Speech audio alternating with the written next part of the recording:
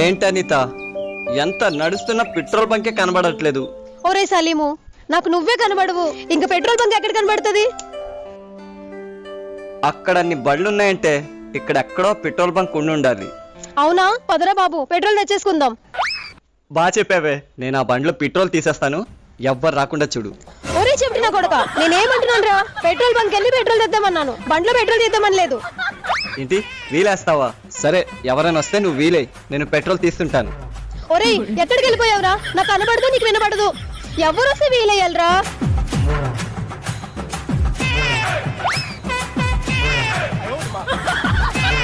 ఒరేయ్ ఒరేయ్ ఒరేయ్, ఏం చేస్తున్నావురా?